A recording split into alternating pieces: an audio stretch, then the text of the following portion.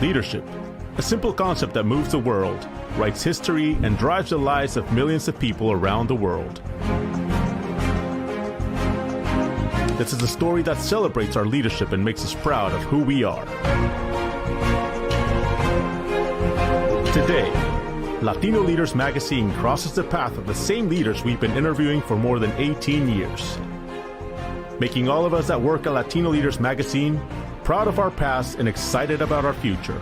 Latino Leaders Magazine is confident that we will continue to inspire the leaders that will write the future pages of our history. We have witnessed the enormous potential and value of Latino leaders.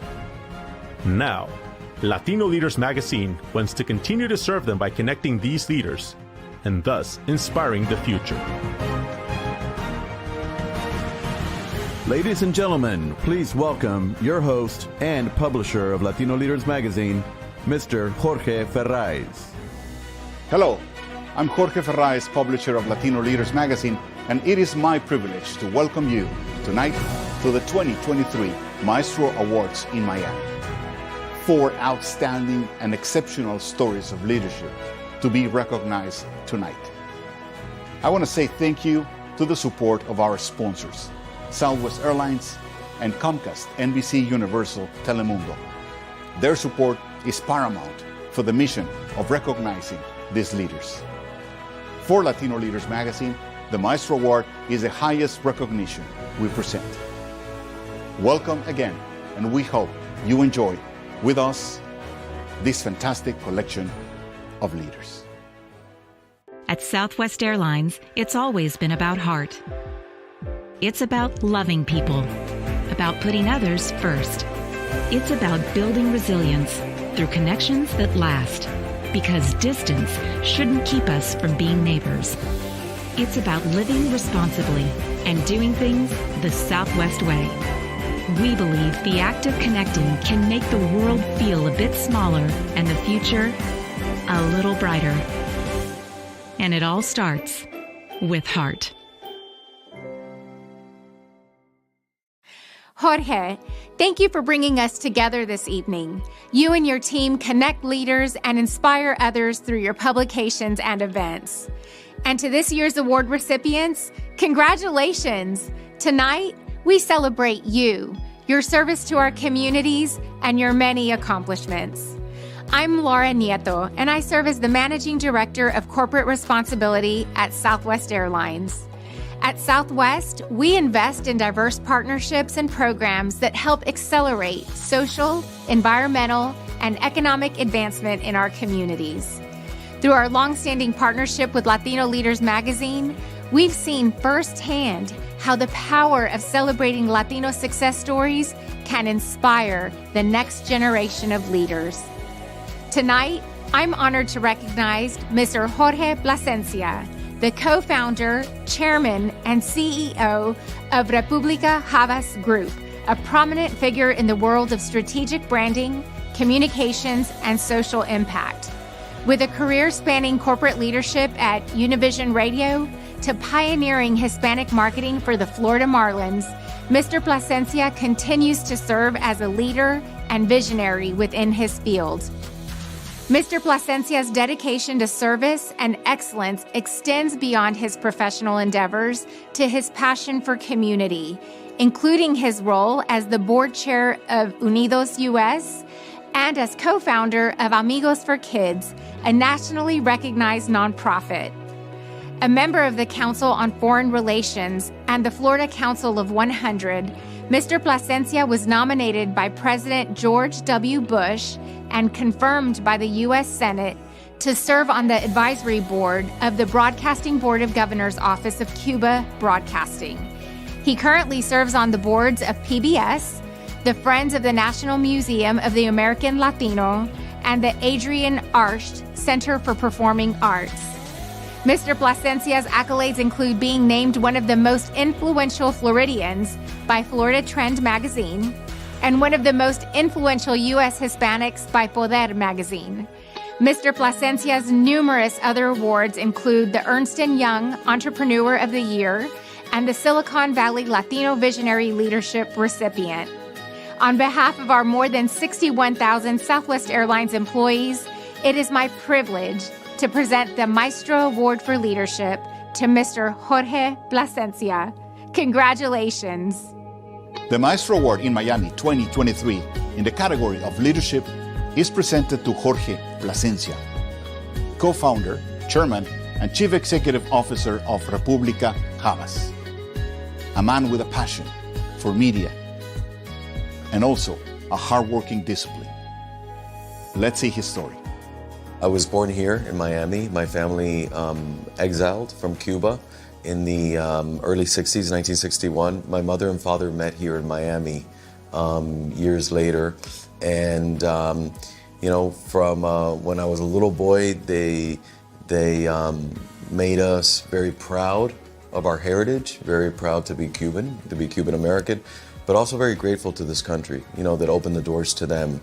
And, my parents, both on my father's side, his family, my family's still in the tobacco business today, the Plasencia cigars, in Nicaragua and Honduras. But that started in Pinal del Rio, Cuba.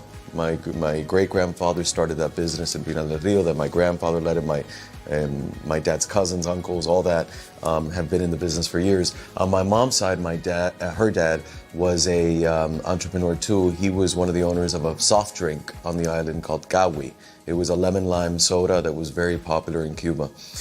So, I come from a lineage of entrepreneurs, and that was instilled in me by my parents. It was instilled in me, to work hard, to always try my best to help others and to give back, right? And I do my best every day in that.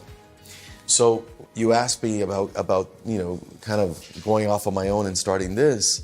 It really was, I was working at Univision. The company we had just announced that it was being sold to 5 private equity firms. It was in 2006. And I remember thinking, I either stay here and make a career here, and I was doing very well there, or I go off on my own. And, I was, about 32 years old, and I remember thinking to myself, I've always wanted to go off on my own and be an entrepreneur since I was a little kid. If I don't do it now at 32, when am I going to do it? Now's the time to do it. If it doesn't work out and I fail, I could always get a job, right? That was kind of my thinking. And, I joined forces with a friend who had a very successful creative shop here in Miami called Cosmic. His name is Luis Casamayor. Luis, he had already the foundation that we needed to start, because he had an office, he had desks, he had phones, he had computers. So Luis and I started talking about, what if we take what you have with Cosmic and just scale it to a whole different level, to scale it on a national scale. And he and I started having those conversations, and that's what happened. In 2006, probably the summer of 2006, I let my bosses at Univision know that I was making the decision to go off on my own. And I remember I had a boss who was top executive there, who said to me, I think you're making a mistake. I think you're making a mistake because you have a bright future with this company. You're a young executive. You're very well compensated. You have a big runway with Univision. There's a lot for you to do here. And I remember saying to him, and he said to me, George, today you're, Jorge Plasencia from Univision. Tomorrow you could be Jorge from XYZ company. It's not going to be the same. And I said to him, look, I respect what you're saying and I appreciate what you're saying and I think it's great advice. I said, but if I don't take the risk now, when am I going to do it? When am I going to do it? And, if people don't answer my phone calls once I leave Univision, it is what it is. And November 13, 2006 was the day we announced that I was going to be leaving to start this. I sent an email that weekend to family and friends saying, meet me at this location at 6 o'clock because I have an announcement to make. And all of my family and friends, I had no idea what they were going to, but they all showed up at our old office. And then that night, about 100 people, we got together at the old office and unveiled República, with family, friends, a dear friend who's a priest blessed the office. And that started me on this journey, and it's been now 17 years. It's going to be 17 years, and it's been a journey of a lot of ups and downs. Entrepreneurship is not easy. People only see what they see, but what goes on behind the scenes many times is difficult because you're always trying to do right by your clients, by your team, and by yourself. Making yourself proud. Entrepreneurship is not for the faint of heart. I think I do think everybody can do it, but they have to be open to going through a lot of great times and a lot of hard times.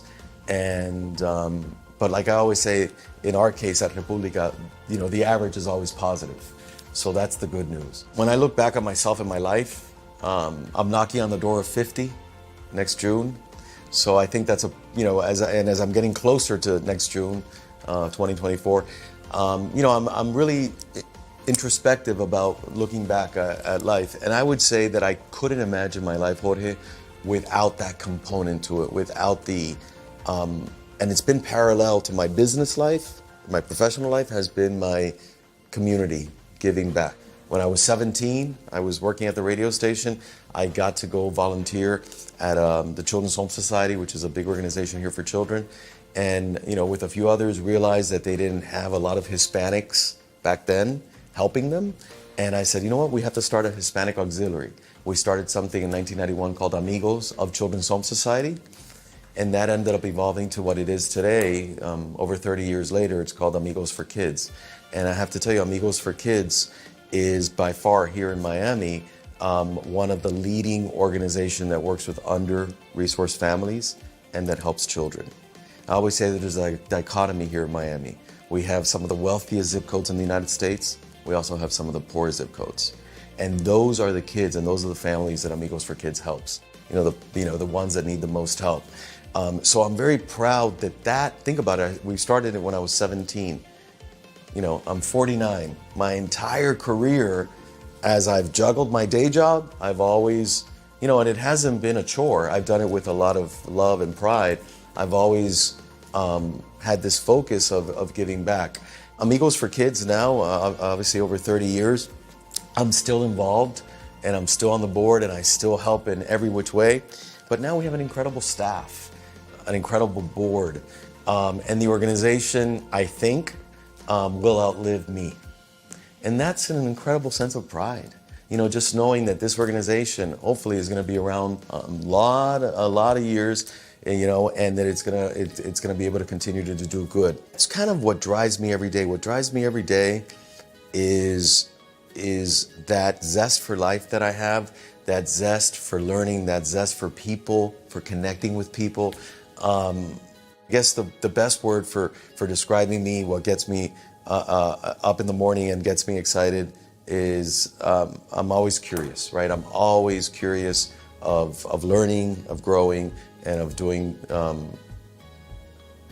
things that are going to positively affect our team here, our clients, and our community. When I'm not here, I would like my legacy to be, he was a good guy, he tried his best, and he was able to make a few things happen that continue to help the community and society. And I think, as I look back, one of my biggest legacies is Amigos for Kids.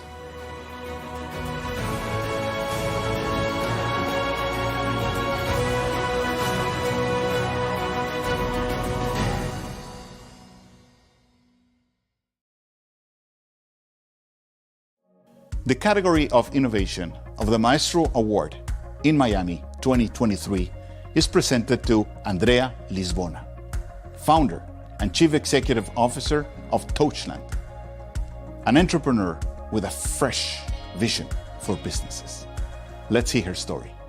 I was raised in an entrepreneurial family. My father was an entrepreneur all his life, so that was a very insightful childhood because I was able to see through him what it is to be an entrepreneur, the ups and downs, the stress, the insecurities and everything. I was born in Barcelona. I lived near Sagrada Familia. I have a brother that is 18 months younger than me. And we were just a very typical Spanish family. And the good thing is that, again, as having an entrepreneur in the family, I was able to be raised understanding how hard it is to make a living, and that nothing comes easy, and that you have to fight for what you stand for. So that was my childhood when I was a kid. I've always wanted to create my own company. So of course, studying business administration was key for me to really have all of the understandings of marketing and accounting and finance and strategy and so on. But then when I graduated, I realized that I knew everything, but I didn't know about anything in particular. And I was passionate about design. So after that, I studied fashion design. And so it gave me a good insight within an industry that I thought I would be ending up as a professional. Of course, life changed, and I ended up in a much different industry, beauty and personal care. But it gave me good insights of what design and techniques and processes in order to create beautiful products. I've always admired people that has changed the course of history in their own way. I've admired from like fashion icons like Coco Chanel, that was a lady that not just disrupted the fashion industry, like she created a statement fashion. She was the first lady to do pants for women, so women could go on horses like men sitting on the front face. She created handbags with chains, so women could have like empty hands and have conversations instead of holding a handbag. But I also got inspired by innovators like Steve Jobs and companies like Nespresso, that they have taken commoditized categories that there were lack of innovation and joy, and truly changed through form factor and design and experience a whole new category. So I've always been inspired by people that has changed course of history. Our goal and our vision when we started Touchstone is beautify personal care experiences, like take those boring, mundane routines of personal care that you don't look forward to and create experiences that you're excited about. We started with hand sanitizer, and we've been able to create something that wasn't sexy, not exciting, and people would do it almost by obligation, into something that people want to do as a ritual of skincare. So our goal is to touch on other categories of personal care that we believe are at the same stage of innovation of hand sanitizer, and truly reinvent those through form factor, design, experience, fragrances. So it keeps blowing people's mind and creating those delighting surprises of usage when they try our products. So we started in Spain, initially distributing personal care solutions to really learn from the market, because I always say I like to listen twice as I talk, because it's a great insight. And so we started distributing other solutions, learning what were the pains of the industry. Then we launched in Spain, and unfortunately the growth in Spain was not as fast as in the US. So in 2016 we decided that it was about time to really launch a company where we could see the maximum potential. And so it took us 2 years to develop the solutions to be sold in the US. And then we launched in 2018 in the US. And since then, we've been seeing triple-digit growth, non-stop growth. We're in 4,000 retail doors. And it's truly living the American dream, and understanding that we would not have seen this kind of growth anywhere else. So I think the biggest challenge that we've always had is keep up with the demand. Because the more that we put product into the market, the more that the market demands of it. So for us, it's really being dedicating all of our efforts to keep up with the demand that we have, which we have not even reached. We continue to expand capacities in order to be able to pump as many products into the market as we can. So that has been really our biggest struggle, which everyone says it's a good problem to have. It is still a problem, and we're working diligently to find a way to get as closer to the demand as we can, because definitely US really is a great market for growth. Striving for always being better with oneself, that feeling of never having reached where you want to reach, and that feeling of emptiness, of hungerness for more. That's a very important value that I have, and that has allowed me to never sleep quiet at night and always seek for more initiatives. Another value that it is important is integrity.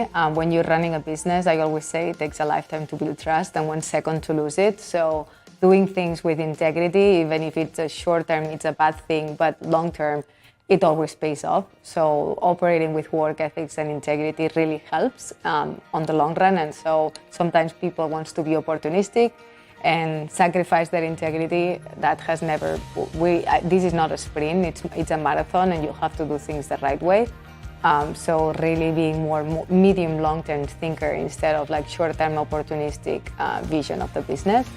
And ultimately, I think like the resilience is another one that it's, if you don't have it, and it's not about like you have a goal, but you have to adjust the sails at some point. Like you may have multiple ways to get to a goal, and as a founder, you're going to encounter multiple obstacles, and you have to be very creative on, okay, if we cannot enter through that door, which other door we can enter in order to achieve our goal. So it's really being creative and resilient into not trying to hit, maybe that door is never going to open, but there's other ways to access that same goal that is maybe better, faster, or smarter. So really having the capacity of, and not having the ego to recognize errors and learn from it.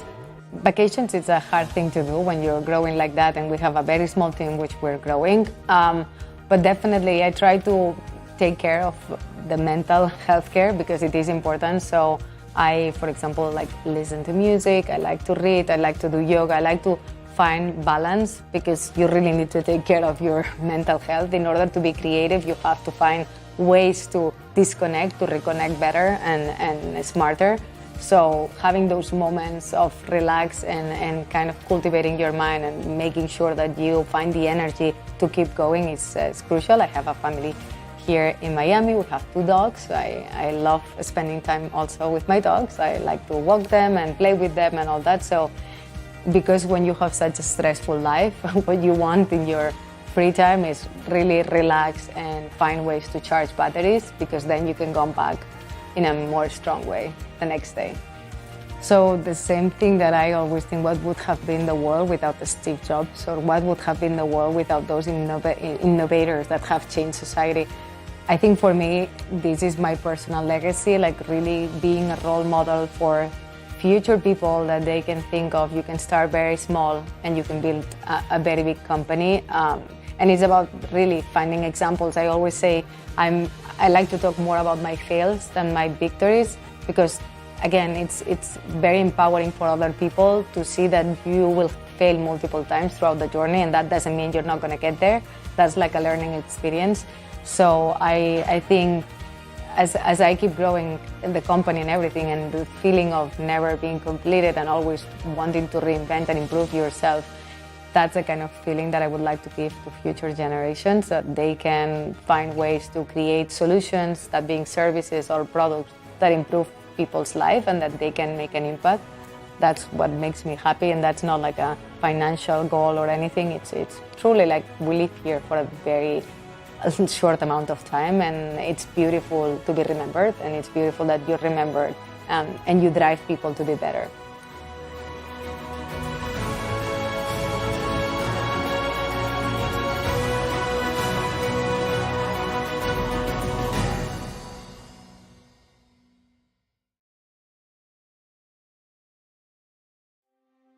The Maestro Award in Miami 2023 in the category of Community Service is presented to Nestor Plana. Nestor is the chairman and CEO of Independent Living Systems, a man with a sense of community and a passion for making other people feel better. Let's see his story. I'm Cuban and very, very proud of being Cuban. We came to this country in 1969 when I was 5 years old, and we had the pleasure of going to California. I lived in Redondo Beach for a couple of years, and then there was an earthquake in California, and my father said, well, we're going to go to Florida because when there's hurricanes, they give us a 3-day notice. So we came to Florida in 1971, and I grew up here in Florida, went to school here, and started my career here in Florida. I started in the healthcare business. I was 17 years old, and I started working for a hospital system as a patient escort, moving patients around. Really stayed with that organization, a hospital called Mercy Hospital, which was an amazing organization, and I stayed there for 16 years. When I left, I was in charge of business development for the whole organization.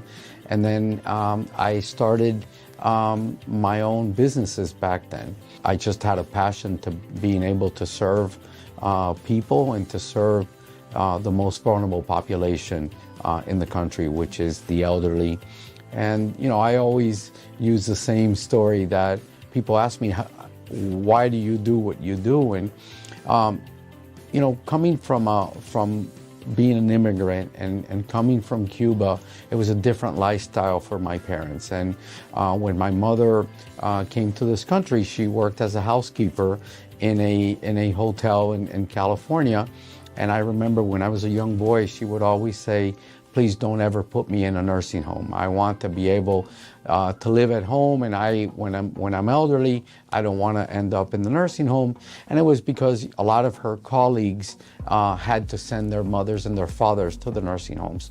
So that was always inside of me, and I just wanted to make sure that I was able to do that for her, and I was very successful in her never going into a nursing home. Same way for my father. But at the end of the day, what drives me is that we could do that for thousands and thousands of people across this country, right? The most vulnerable population, we call them the dual-eligible population, and these are folks that have both Medicaid and Medicare, and they really need the help and the assistance. And we've been extremely successful creating a company for the last 23 years, basically helping the most vulnerable population. My family is very important to me. I've been married for 37 years. I have 3 children, which I'm extremely proud of. My oldest daughter and my youngest son both work with the company, and for me, that's a huge pride. Even though I make it very difficult for them, they work very hard. I have my middle daughter is a plastic surgeon at the University of Pennsylvania. So my family is very important to me, and I love to be able to spend time with them. I also love to work out. I love to exercise, and that's what really keeps me sane, right? I stay very active because you're exactly right. Work takes a significant amount of my time. One of my bad habits, and I have a few bad habits, is I love to smoke cigars and I love wine. I've been collecting wine for many, many years since I was a young boy. So those are my habits. I also like voting a little bit. Having the Cuban background and the Cuban philosophy, always looked up to people like the chairman of Coca-Cola, right, Roberto Gossueta, who really was a Peter Pan child and came to this country and was able to evolve and build an amazing brand. And those are the types of folks that I've always looked up to. One of the things that I remember even being a small child is that I always wanted to be an entrepreneur, right? And that was just my passion of being able to be an entrepreneur. But the most important thing was to be able to help people and give back to people, right? Our members, our employees. And, you know, I always have a saying that when I was a little boy, every morning my mother used to button my shirt before I would go to school, and she would give me la bendición. And she would say in Spanish, mijo, ha bien y no mire a quién. That's how I lived my life. That's what every single day that I wake up, I try to help someone, try to make sure that our employees have that same mentality of helping the most vulnerable population, because the people that we serve across this country are truly the most vulnerable populations, are people that are certified by the states to live in a nursing home, and our goals is to be able to keep them in the community. We have a significant amount of folks that do live in the nursing home, and it's the right place for them. But those that we could help have them age in place and come back to the community, that's what gives me satisfaction of the work that we do every single day. We think that healthcare is a significant portion of the economy, right? About 20% of the GNP is spent in healthcare, and the biggest component of that is the elderly population, right? And it's going to continue to grow. People are going to live longer, they're going to live healthier. So we've got to find ways to be able to keep them in the communities. We do not have enough nursing homes or enough assisted living facilities across the country to be able to place these people. So we've got to be able to provide services at home for them to be able to age in place. And that is really what our mission of our company is. We would like to be able to continue to grow the company. We would like to take the company to several other states, right? And I'm very pleased and very honored of this award. But since I started this company, I've always said that I want one award, and I want an award from the National Governors Association, and I want that award as the company that has helped seniors age in place across the country. And that is my goal as an entrepreneur. And it's not me, it's the people that work in this organization, the passion that the people have to be able to get us there. So if we one day would get an award from the Governors Association as an organization that help people age in place and get better outcomes in their life, I can leave this world the next day.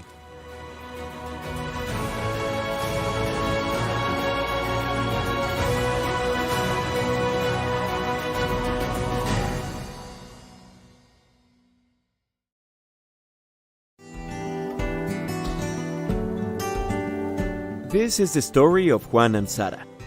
Although they are in neighboring countries, the first steps towards their education will start the same.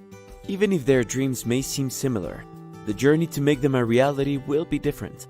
Most schools in marginalized communities in Mexico do not have technological equipment so that students can develop their full potential. Through private and public partnerships and with the help of their donors, Únete has been installing media classrooms in public schools in Mexico for over 24 years. Almost 10,000 schools have been equipped to date, but there's still much to do. Hello friends, I'm Alejandra Garza, Ambassador of Únete Mexican Foundation. Today, I am inviting you to support Únete Mexican Foundation. With your donation, students in Mexico will be able to have a better education for their future and the future of their communities. The school that will appear on your screen is located in Mexico, in a highly vulnerable area. We want to ask you to take out your mobile devices and click on the QR code so that this school can be equipped by Únete Mexican Foundation. Please click to donate any amount that you can so we can help them make their dreams come true. Mi casa es tu casa. Their school is our school.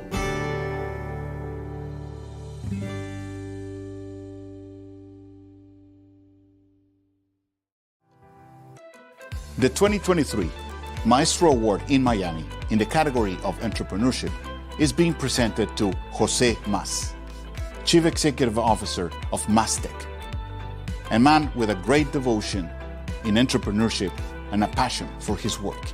Let's see his story. My parents were both born in Cuba. They were high school sweethearts. My dad was a little bit of a rebel as he was growing up, and the revolution was coming into Cuba, and he was angry, and he wanted to find a way to fight, and really believed in the values of freedom and democracy. And as he got, he wanted to go to college, he wanted to be a lawyer, and the revolution started, and the U.S. Army was recruiting Cuban young men to come to the States to train to participate in the Bay of Pigs invasion. And he decided to do it. So he basically left Cuba at the age of 19, 20, came to the U.S., trained under the U.S. Army, and then was deployed to the Bay of Pigs. So he was on a ship that left, got close to the shores of Cuba, and when the air support for the Bay of Pigs didn't come, basically turned around. He ended up on the shores of Miami without a penny to his name, couldn't speak the language, nothing but the shirt on his back, and he really had to recreate his life. And my dad worked a bunch of odd-end jobs, so he worked as a stevedore in the port of Miami, he worked as a shoe salesman, And he eventually got the job that he thought was going to define him, that was going to make him live the American dream, and he became a milkman. And if you can imagine, most people, especially young people today, they have no idea what a milkman is, right? But once upon a time, we used to have these refrigerated trucks, and they used to deliver people's milk into a box at the side of their home. And my dad loved it, and he had a little area in Little Havana that he distributed to, and there was a lot of Cuban families there. And for many, many years, even past his death, we would hear so many people come up to us and say, hey, your dad, when we didn't have any money, he left a gallon of milk for us at our home. And it's very moving, because to think about where he was in his position at that moment in life, and the fact that he was still trying to help those around and that had similar circumstances, it talks about defining the legacy that he left for us, and really the lessons that he left. But they were building their lives. As a milkman, he was earning a little bit of money, and he had some friends that had left Cuba and gone to Puerto Rico. And in Puerto Rico, they had started a construction business that was basically doing underground telecom construction. So they were basically putting in the telephone lines and telephone poles and things like that. There was no fiber back then, but it was the beginnings of a telecom infrastructure. They opened a branch in Miami. They were losing money. They were about to close it.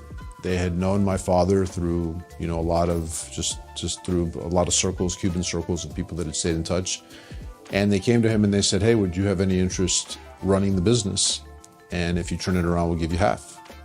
So my dad had no idea what he was doing. He didn't know anything about construction, didn't know anything about telecom, but he was a milkman, and he figured, wow, this is my opportunity to actually own something, build a business. So he turned it around. He did it, and people always used to ask us, where did the name Church and Tower come from? And the truth is, the Church and Tower came from the two individuals that owned the business in Puerto Rico, whose name were Torre and Iglesia, and the literal translation was Church and Tower, and that was our family business. And I remember as a kid, right, we had this construction business. We weren't super wealthy. We were a middle-class family in our eyes anyway, right? And my dad worked his tail off to build this company to get ahead. And I remember sitting around the dining room table and having him worry about meeting payroll and all the lessons that come with that. And those lessons are ingrained with you for the rest of your life, right? Because when you're there and you're seeing a small business owner trying to figure out, and you're in the middle of it, and you may be doing, I'm a kid, right? So I may not be as interested or as paying as much attention as I probably should have, but I'm hearing all about it. And I think those were the beginnings of, what ended up forming me as an individual and as a business person, and in truly understanding, the goals and objectives that I wanted to have in my career. I remember I was getting my master's, and we had a massive hurricane hit South Florida. It was called Hurricane Andrew. Biggest hurricane in the history of South Florida, 200-mile-an-hour winds, really devastated the southern portion of our community. And our business was about, providing telecommunications. So basically the telephone poles all fell down. There was all kinds of problems. So our company had the contracts to kind of rebuild the infrastructure. And I remember being in school, getting a master's, and my dad was like, look, we have this incredible opportunity to help build the business and grow the business. And I can't do this by myself, so I know you're going to school, but it's all hands on deck. Everybody's got to pitch in. And, I was going to school, and I'd come every day. I'd be in the office multiple times a day, and that was really my start in the family business. I had worked in high school digging trenches and pits, but this was like my real opportunity to manage things and to be responsible for, helping the business through what was a crisis, but a great opportunity. And that's really what led to the creation of Mastec, right? So we were this family-owned business that was doing very well, but all of a sudden now we had these aspirations of being something a lot bigger. So shortly after the hurricane, one of the companies that had come to help us do the construction was a publicly traded company who was also struggling. And they ended up buying our business, but we ended up with control of the entity. So we took our family-owned business, Church and Tower, and we converted it to Mastec in 1994. And we had gone public through a reverse merger, and that was the inception of Mastec. I mean, my family and I are blessed, and we don't take that for granted. We know we've worked really hard to earn what we have to get where we are, but we have a tremendous sense of responsibility and gratitude, to this nation and to the people that gave my parents the opportunity to excel, but also in terms of giving back and making sure that, with the opportunities and the resources that I have, how do we make sure that we're giving somebody else the same opportunities that my parents had to build a better life and future for themselves? My father didn't get to go to college. It was his dream. He wanted to be a lawyer. And, he felt that a lot of the problems that happened in his homeland of Cuba was the lack of education, right, and the lack of people not understanding what was happening during the revolution. So to him, when you think about a free society, when you think about a democratic society, he felt that education was really, really important towards it, even though he never had a chance. So before he died, he started the Mas Family Scholarship Program. And his idea was, I want to make sure that any child that has an opportunity to go to a great school or get a great education, doesn't pass that up because of money. And to date, we've put over 300 kids through college, all of Cuban descent or Hispanic descent. And we're incredibly proud of that because we think that, that really is the legacy that we leave behind, right? You build a great business, you create wealth, but at the end of the day, what do you do with that wealth? How do you make the community that accepted you, the community that you grew up in, how do you make it better?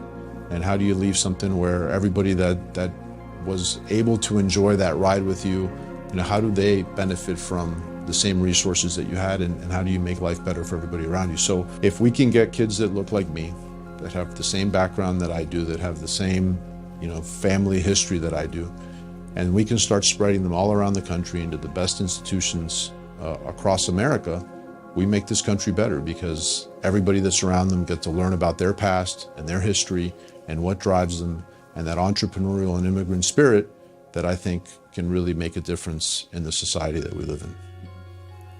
One of the coolest things that I've been able to do in my life is, 4 years ago, we decided to bring a Major League Soccer franchise to Miami. To be able to start a franchise from scratch in the city that you were born, that you grew up in, was an incredible endeavor and honor for my brother and I to get involved with. We have an incredible partner in David Beckham who helped start us with this. All along is we really wanted to build a franchise that we felt could unify Miami, like all walks of life, all different communities. How do we get them to a sport that they love, to a team that they can fall in love with? And we started this with the dream of being the best franchise in the world, and to do that you got to try to bring the best players in the world. And this year we were able to go out and sign Lionel Messi, who's the most famous soccer player probably in history, and now he plays for our club in our city. And for that kind of to be like my side job, right? For that to be my hobby, which in all intents and purposes it's a business, but I have a real day-to-day job. It's been absolutely incredible to be a part of, and it's something that is consuming a lot of my time today, both from a business perspective, but quite frankly, more from an enjoyment perspective. And it's something that I'm truly having a blast to do, and to be able to do it with my brother and my family, it's really, really special. What I hope that I could leave in my work and in my legacy is this idea that, we have to be incredibly grateful for the opportunities that we have in life. And gratitude isn't just saying, thank you or just the words, right? It's what are your actions? What are you doing to show that gratitude actually mattered to you? And for me, it was about building something that those that came before me and made tons of sacrifices would be proud of. And those that came after me would have something to shoot for and something to beat, right? Because my dream is, people learn about our story and it motivates them, it inspires them. But quite frankly, what I want to see them do is to beat me, right? Is to do something better than what I did. So it's both ends, right? It's being very grateful for those that came before me and the sacrifices that they made, and then being a model for those that come after to hopefully, go to a whole other height and a whole other level that I can only dream of.